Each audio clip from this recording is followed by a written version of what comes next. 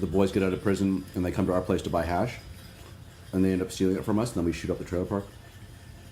We like our big thing is like we're just naked in bathrobes. Nice. You know, if you're gonna shoot up a trailer park, do it in style.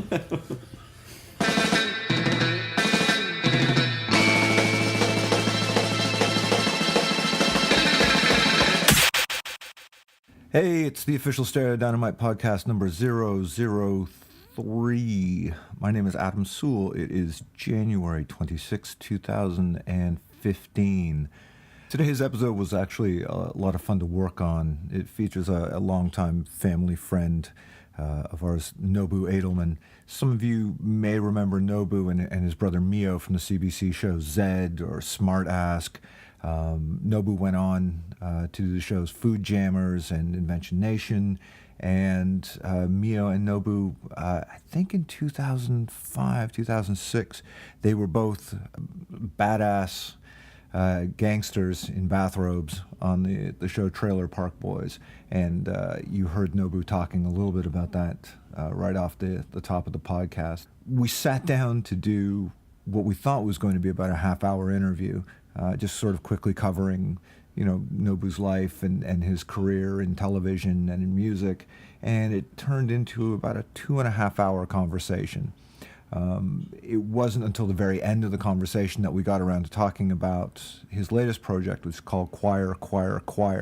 Some of you have seen Choir from their performances at the Polaris Music Prize. They've done some stuff with the Junos. They've done a lot of sort of really high-profile gigs, and they're doing something really cool, which is actually crowdsourcing the performers who are in the choir. And Nobu and his partners sort of sit down and they teach the choirs the songs and then just get out there and kill it. And we sort of get into talking about the insanity of running a crowdsourced project like that. There's definitely a few cool lessons that I think a lot of bands and artists could learn from Choir, just with regards to putting the choirs together and then again executing shows with such a large amount of people and under such unusual circumstances most of the time.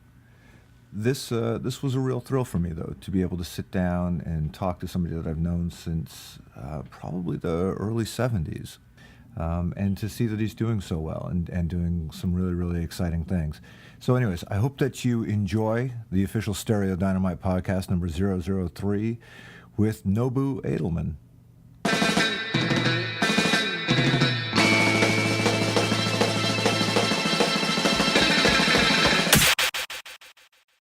So, I got to say, you gave me anxiety. Oh, no. Today, I was like, I didn't get him some snacks or something. Oh, and then I'm like, it's a fucking foodie dude. Don't worry about it. Don't ever call me a foodie. But no, no, I'm good. Sorry, so I grabbed some trail mix and I said, fuck it, you can deal with it. You can fucking live with it. This is great. But I got you some San Pellegrino. I love it. Rider. I love it, man. Whatever, I mean, I'm prejudiced against the word slider. I hate that word. So there's no way. Well, there are no granola sliders. I wasn't going to agree to a Kobe beef. I like the Kobe slider on that. What the fuck is going on here? Right. Now, how did you go then from? Because this is the thing I think is kind of exciting, is moving out of television and moving on to choir. Well, which is how I think people think of you now with the choir project, which seems to be doing very, very well. Yeah, it's amazing. It's kind of which logistically weird. To me seems like an absolute fucking nightmare, and I have absolutely no idea how you would tackle something like this. But you seem to be pulling this off in epic ways. Well, thank you. I think that ignorance is a really good strategy. I think that, and I say that seriously, like in terms of the choir thing has never, for all the projects I've ever done, the ones that have succeeded the most is when I haven't had an agenda. Sort of like what I was talking about with crackpot inventors in their garage. Like just do something and then see if it sticks, right? Because everyone will feel the authenticity. They'll react honestly to liking something or not, And the choir thing started off as a very innocent project, and we never thought it was going to do anything. We had no expectations whatsoever. But then it just grew and grew and grew, and there was a demand. And then when there's a demand and you enjoy doing the thing, you just meet the demand, right? And especially if you're getting kind of like excited about it, then then you start to try to steer it. And I think that now, after 4 years of doing this thing, we're starting to get a little bit wiser about, or more conscious about how we want to steer it. Because you can look 10 years down the road, and I will be 10 years older, and we will be doing the same things, and maybe that's a good thing. But maybe we want to like change a little bit. Maybe we want to steer it in a different way. So now that's exactly what I'm trying to do. Well, what are some of the biggest performances that you've done? Okay, so the biggest performances that we've done, I would say performing with Patti Smith at the AGO was huge. Our bread and butter is meeting every week, twice a week, Tuesdays and Wednesdays in bars in downtown Toronto. And this week, 300 people over the course of 2 nights showed up. It's absolutely incredible. So that's our thing. That's our community building. Like, anybody can come. You don't even have to be a great singer. It doesn't matter. Just come, listen to the fucking song, TM. That's our little sort of copyrighted thing. And just be ready to sing and listen and be part of the community. And then from there, everything just sort of explodes. What are the other ones? I think that for David and I, performing at the Polaris Gala was really exciting. Tegan and Sarah couldn't show up, and so Steve Jordan at Polaris got it approved through their management to have us perform in their place, which I felt really guilty about in some ways, because you have all these bands who have worked so hard to put together, get the money to record, and like fuck all of them. Like to tour, whatever, to put all this stuff they have to do, and then we just walk into the side door and get to perform and get some of that, those accolades as if we did anything. But it was really exciting, and then that experience led. We created this really great relationship with Nick and Piers from Tegan and Sarah's team, and they asked us to come out to the Juno Awards and work with to crowdsource a choir and perform with them on the Juno Awards, which was pretty incredible. Performing at the Toronto International Film Festival closing night gala on the Roy Thompson Hall stage was pretty amazing. That's killer. It was amazing. I would say we had this charity thing. We do sort of a charity thing every year, and it always changes. And a couple of years ago, we rented 3 school buses, and we decided that for all the people who can't come to our sessions, let's go to them. So we went to Sunnybrook Hospital and performed at the Veterans Wing, and there was like over 150, maybe 200 people in the hall. This one guy, he was in a wheelchair. And he could barely, he couldn't speak, but somehow he communicated to his caregiver, and we found out that he had played in Glenn Miller's band. Wow. Pretty wild. That's great. And so the idea was sponsor a singer to go and sing. So we raised like $16,000 for the Stop Food Community Center, and we went to a retirement home, and we went to North York General Hospital. It was like an amazing experience. Some of us were on backed up. What's her name? Oh shoot, she was either the runner-up or the winner of America's Got Talent. Really young woman. Is that Jackie Evenko? Yeah, Jackie Evenko. We backed her up on. She sang Sarah McLachlan's. Are you fucking terrified that I knew that? Yeah. See, because you're a music industry expert, right? That was a hilarious experience, because they just wanted, because now that you have a choir, you just get these phone calls for these bizarre things. So they just wanted young people to back up Jackie Evenko while she did the gala, the finale, Canada's Got Talent. And the judges were Martin Short, Maisha, the opera singer, what's her, I don't know her last name, yeah. and I can't remember who the third judge was. And we're supposed to be backing her up, but they got a gospel choir, to do the backing tracks, and I forget. Is Angel? Is that the song by? No, I don't know. The one, Sarah McLachlan song. Is that the one that saved the dogs? It was about heroin. It was about losing somebody to heroin. Anyway, I can't remember the song. Okay.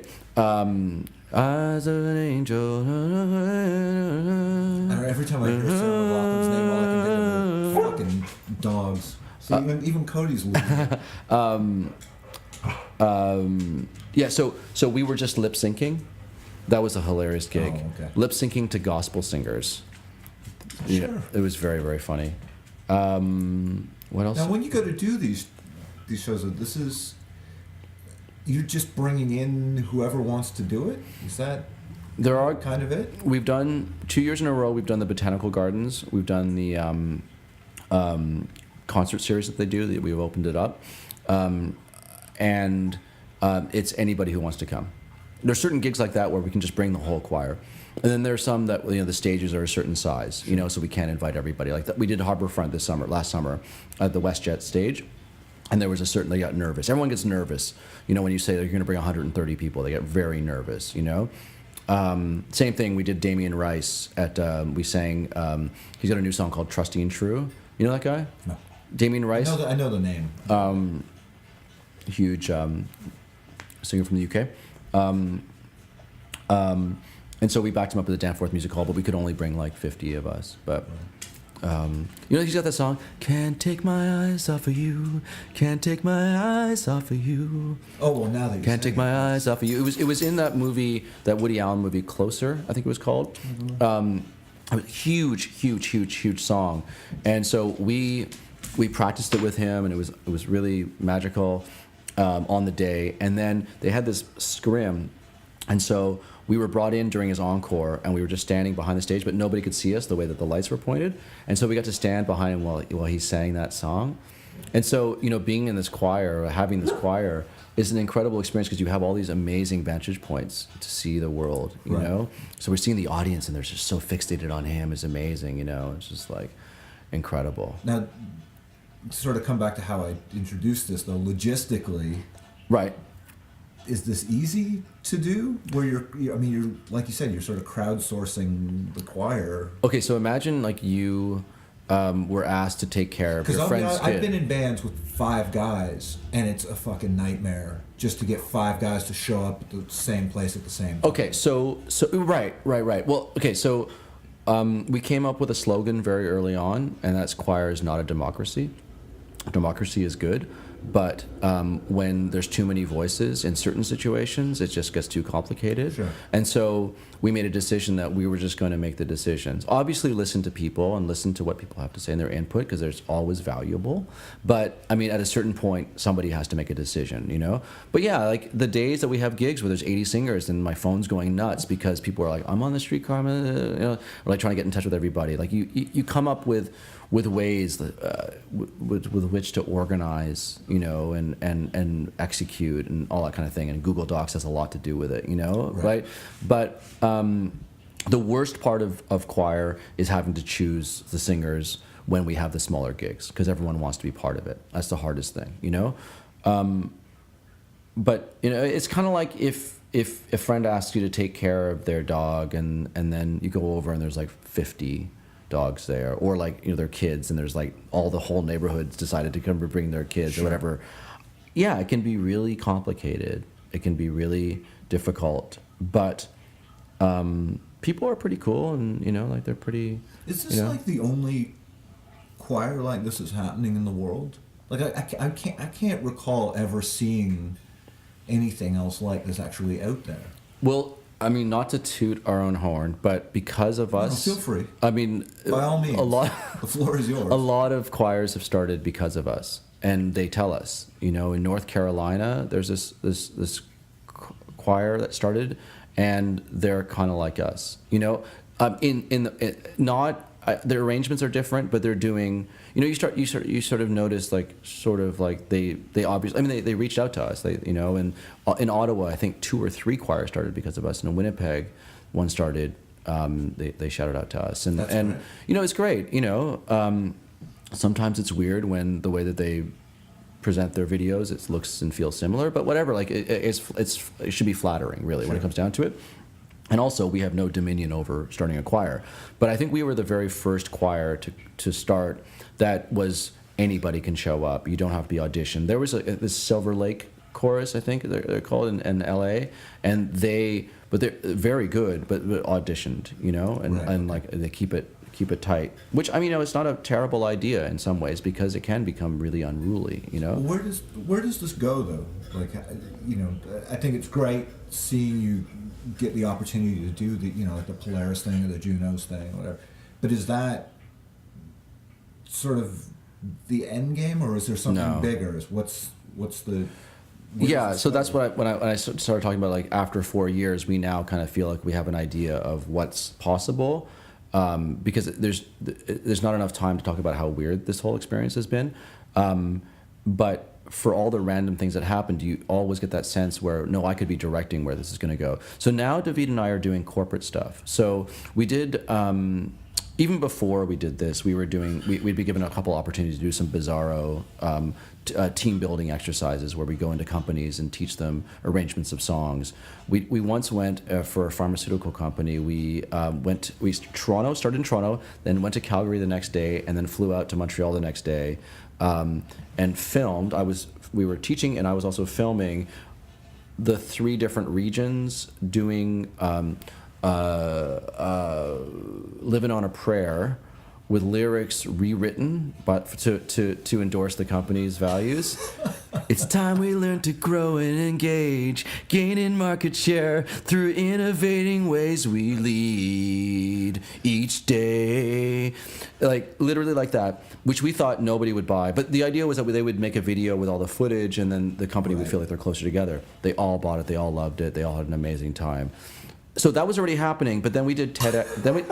Then another epic. I almost don't even laugh about it anymore because it's so normal. Because we've done it as well with Eye of the Tiger recently, where they modified the lyrics. Had people who, like, English wasn't even their first language singing, Eye of the Tiger wearing a suit. It was amazing. Like, it really is amazing. Like, you think that they sort of make fun of it, but it's in a way it's so endearing. Like, it's just so weird, Is there sort of a karaoke kind of vibe? Well, you wrote people in like that. I play the fool all the time, play the clown all the time. I'll be weirder than anybody else in that room, so that they can always laugh at me. They can always laugh at me, and then they won't notice that they look like like because they're letting themselves like out of the cage a little bit, But that was already happening, but what we're doing and what we didn't realize, but what we've come to realize is that we've really built a significant community, and we've gotten like countless letters from amazing from members and amazing stories from people, friends of mine, people I didn't know, who have found something within choir socially, and it's like a lot of people are friends now they never would have been friends with before. I myself have many more new friends I never would have met had we not started choir.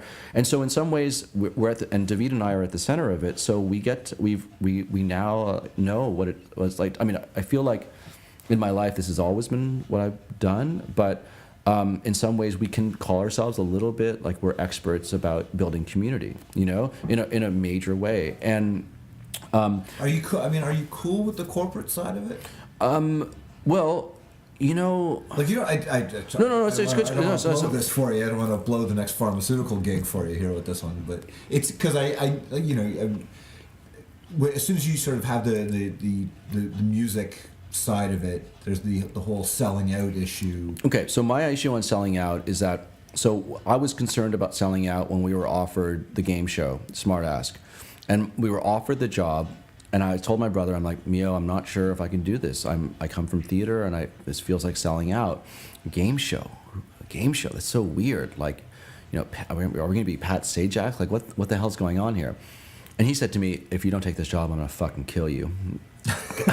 Which is what any older brother would say, I guess, in this situation. Uh-huh. But then, I kind of felt like, is it selling out if and I was talking about this earlier with my friend, is it selling out if we're able to, like, you have to value what you bring to the table, right? And so I feel like what I bring to the table is pretty honest, and what I'm going to be sharing whatever I'm thinking about or doing, right, in many different ways.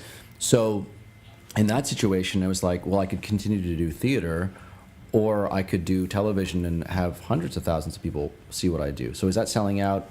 I don't know. Like, it's as long as I stay true to myself. Yeah. I feel like I'm selling out if I change the way I am, to fit into something, right? So I feel the same way with this. Whether we're going in, and we've gone to CAMH and worked with executives there, like that's a corporate gig, but it's not, a pharmaceutical company, right? That kind of thing. I don't feel like obviously it's super dicey, like, would I give a keynote speech to the tar sands? No. Would I, like, there's certain things that I wouldn't do or I wouldn't back up. Would I go and shill for this company? Not necessarily. Probably not. But as far as team building exercise. I feel like it's lower stakes, you know, and we're seeing people, like we're interacting with people and helping them maybe be more creative. Maybe more creative to sell more drugs. I don't know. Like it's a dicey thing. Everyone has their line in the sand, and for me, that's not crossing it. But we did TEDx Toronto recently in October, where we brought we were asked to come in, and David and I presented in a very short period of time, like a minute and a half, 2 minutes, what choir was, and then then we taught 1,000 people at Kerner Hall to sing the chorus of Patti Smith's "Because of the Night," and then I was like, you know, when I point at you, you're going to sing this, and then the choir started singing it, and then we got 1,000 people singing in Kerner Hall, which, you know, amazing experience. And then from that, a couple different agents from different speaking agencies contacted us to see if they wanted to represent us to go, you know, to give talks. That's great. And to use song as well as, you know, talking about creativity, about community building, and then, you know, some sort of performance aspect to it as well. So we're exploring that. You know, and I'm sure like that will lead us into interesting places in the corporate world. So going for the ride is really well. No, so that's one part of it. We've also started going into schools and teaching, because we did this thing called CCC Minor, which was for kids, and that ended up feeling a little too much like daycare, because if you're a kid and you really want to be a singer, you're probably enrolled in a lot of different programs, right. And we would have to throw a lot of time and effort into building that significantly. So now we've gone into, but a lot of teachers have come out to our sessions, and so they're hiring us to come in. We've worked with the Etobicoke School of the Arts. I forget, there was one other one up. I went to R.H. King in Scarborough. We're going to Riverdale again. We've gone already a couple times. We taught the teachers a session. We taught the kids a session. They're trying to bring us in for every Tuesday, like one Tuesday every month until the spring. And so we've got that going on. We've got the choir gigs that we're asked to do. We're going to be performing at Long Winter on February 13th. Cool. You know, at the Great Hall. So we still have that. So like, there's so many different avenues. And so because I come from television, and David and I have created this act, you know, that we do that disarms people and gets people into our world and into singing.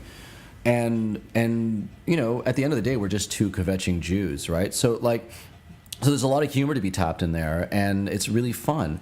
And so right now we're putting together a pitch to make a television show called Choir Starter. And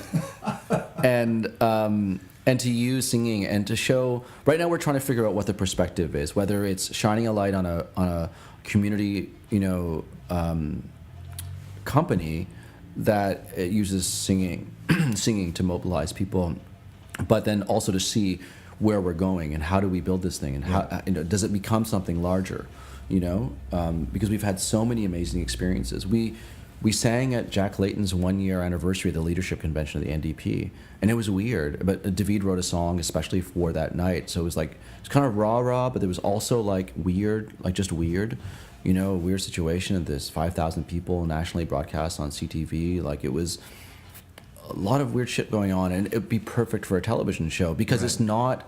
it's not fake, you know, it's all what's happening, and David he's unable to fake anything, you know, so like you get that kind of raw gruffness, you know, which is great for television, you know. So we're putting together a TV show, and I think that would be, if that can happen, that would be fantastic. It's amazing. It's bringing everything together in one place. Bringing it all together and being able to share all these weird experiences that we're having. And, you know, my hope is that it inspires people to either start a choir or do whatever, you know, so. That's fantastic, though. Yeah, we'll see how it goes. We also want to go to more music festivals, because did I tell you this already? In September, right after TIFF, we were invited to go to Rifflandia, the music festival in Victoria. Yeah.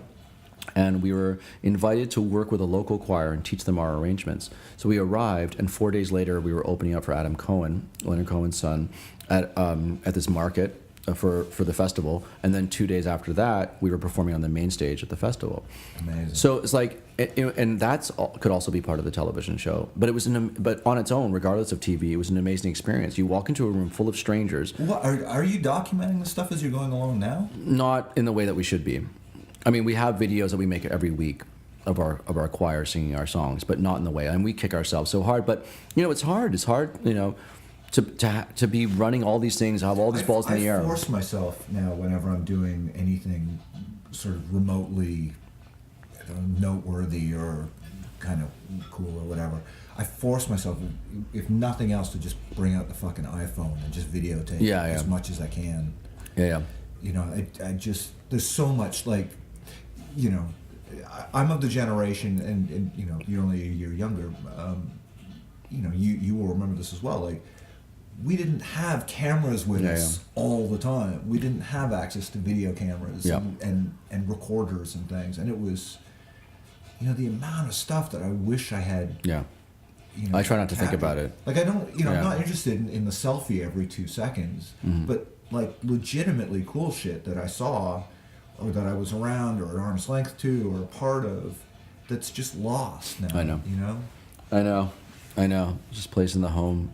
Like, especially if you guys are actively in I mean, because it sounds like you guys are right at the point where you're taking this first huge step. You really should be documenting. We're taking the first step that, like, everything up until this point has sort of happened accidentally or through word of mouth, or like we've never advertised anything, you know. Everything sort of just either come to us or through somebody we know, somebody else. And so I feel like by becoming more active in the decision-making process, that a lot more things will happen. So because we went to Rifflandia doing that, now we're working with a manager to try to figure it out. I'm actually going to meet him right now, and you know, maybe we can get to Coachella, maybe we can get to other music festivals, because they are responsible for programming things outside of just musical acts, right? Like keeping the culture alive going on at the festival itself, other cool things that are happening. We just got an email today from a head of music from some international school in Rome. She's like, if I can help you guys come to Italy and go to all these international schools and do what you're doing, please do it. We get emails all the time from choir directors from schools around the world saying, can we please have your arrangements, because I'm too busy to be cranking out arrangements every week for my choirs, right. You know? So it's like, you take all that, and if something doesn't come out of it, then like, I don't know what the hell's going on. I just like... That's amazing. Yeah, so... Yeah, it's. Sorry, I realize I sound like a broken record, but that's amazing. But it's fantastic to hear that you're at this point where it's really starting to grow to that level. Yeah, it is amazing, and I can't believe it. I can't believe how lucky I am. You know, for so long, I was, you know, for 15 straight years, I was able to have television shows. Like, that's crazy. You know. Like I don't know, you know, especially in Canada. Like I know some people who've been able to do that, but there's not like a huge amount of people. You know, that's very lucky. You know, to hop from show to show to show, but it's also nice to know that TV isn't the be all end all, and that there's other things going on. Right. But if this thing could land me back on television, that's great too, because as you know, like if you're able to do one thing and then be able to kind of like do it again and again and again and again, like. You spend a lot of hard work on something, but the next time you can repurpose it in a different way. You know, like we did an arrangement of Rihanna's We Found Love, right? Found Love, yeah. Yeah, and we've taught it like to schools all over the place, but we already did the work 2 years ago. So now when we show up, it's not really work. You know, like it's not that much work to do it again. Right? It's like we made an investment and now we're able to carry it through. We've made this choir, and the television show will just show what we do, right? So it's just another piece that's added to it that will be great, because then obviously there's a lot of work involved in shooting and organizing and editing and selling and all that kind of stuff. But we're in the pocket now. Like, we know what we do. We've established the identity, right? Which is the hardest thing. What's fascinating though is the general pop culture has shifted to the point now where they are absolutely willing to accept sort of multi-platform you know, figures or artists or musicians. You know, so to be able to have sort of the active choir and a TV show and release music the way that you do, you know, I think people are really ready for it. I mean, it just seems like the stars are sort of in alignment for you guys. I think so. I mean, you know, it's weird. I remember being a kid or a teenager, and my friend was learning how to play guitar, and I had learned like just before him, and he was always trying to play cover songs, and I was like, oh, I only play originals, man. Like, and then now, what's really funny, I mean, I still make my own music quietly to myself and whatever, and try to put out stuff here or there or whatever. But like, he now lives out in the West Coast, and now he just writes originals, and I'm just doing covers.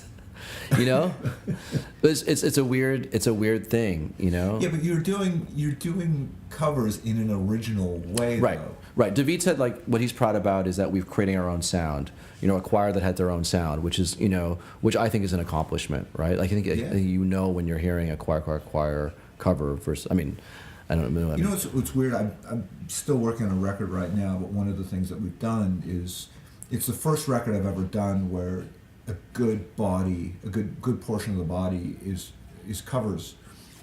But what we've done is made sure that with all of the covers is that we tore the arrangements apart. So fun. And we restructured them. And it really was, in a lot of ways, almost more enjoyable creatively than writing something from scratch. You know, it was, you knew that there was a good song in there. You knew that there was something worthwhile in there. Yeah. So you could, having that sort of level of security about the actual piece of art, it's liberating and freeing to be able to play with what is around that great song that runs through the middle of it. Yeah. That was, and to me, that was really, it was eye-opening. It's strange that I got, you know, I mean, I've never done that in 30 some odd years or whatever. Right. This is the first time I've really tried doing that. That's super fun. Like, yeah, the first time we cracked into like doing an 80s song, because when we first started, we did a lot of 60s, 70s stuff, and then the first time we were trying to figure out what to sing, the 80s, like the production was just so much different, like so different, and the instrumentation was so synthetic and so weird, and it took us 6 hours to come to a decision to sing Madonna or something like that, and like just like, or Duran Duran, I think it was, and I think that was a crystallizing moment, because it was just like, we just take all that stuff away, like just strip it all away. And what is a song? And why do we remember songs? It's because there's a great hook. There's something that lyrically that really gets us. There's a certain beat. There's certain something. But it's like you're falling in love with the skeleton of it all. And like maybe there's a certain sound or whatever that's really iconic. But like, well, I mean, one of the ones that we just had done was "The Look of Love" by ABC. Oh yeah. And it's fun. You know, I remember the song from when I was young, and I loved the Lexicon. I always thought it was a great record. Mm. But it's funny, when I would hear the song in my head, I would hear it as a soul record. Right. And then I actually went and listened to it again, and I was like, oh my God, this is a Trevor Horn disco nightmare. This is pretty intense. But then when you strip it away and you realize, oh no, there is a soul song. Yeah. You can under the layers of that 80s, you know, like you said, synthetic production and everything. Yeah. You could actually, you know, strip it down. It's like, oh, okay, there is the song, and I see it now.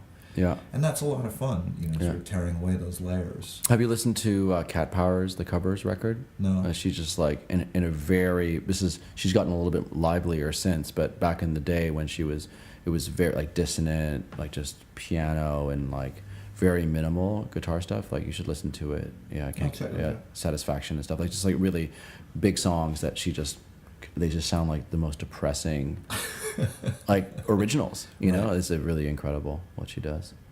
Cool. So what's in the immediate future then for choir? Well, we're going to be performing at Long Winter on the 13th of February. We continue to do our weeklies. We're going to be doing, I don't know, I guess in some ways we're putting together pitches. We're strategizing for spring, summer, you know, what we're going to be doing. But again, like the bread and butter, every week we get together and sing, you know. But I think we're going to hunker down for the winter and sort of like just really bang out like a bit of a strategy, like do that cliched thing of where do we want to be in a few years, you know, and then work backwards from that. Is there any possibility of a full album? Yeah, we have a double album concept called Choiria, and the album opens up and it's like a big, anyway. No, I think that we went into the studio to record our cover of Last Christmas, and it was really fun because you got to play with some bells and whistles, and you got to really spend time on the Right. on the recording of it and the nuances of it. We'd love to go back into a studio and record covers, but I also would really love to write some originals. David and I to both write some originals for the choir. And they'd be really receptive to it. And I'd love to put an album. And, you know, obviously you say that and you know, you can feel the public money kind of just falling out of the purses for that sort of thing. Also, we do this nights called Epic Nights where we work with, so far we've done 2 of them. The first one was Chris and Jay from Sloan, and we did a cover of their Coax Me, but they sang.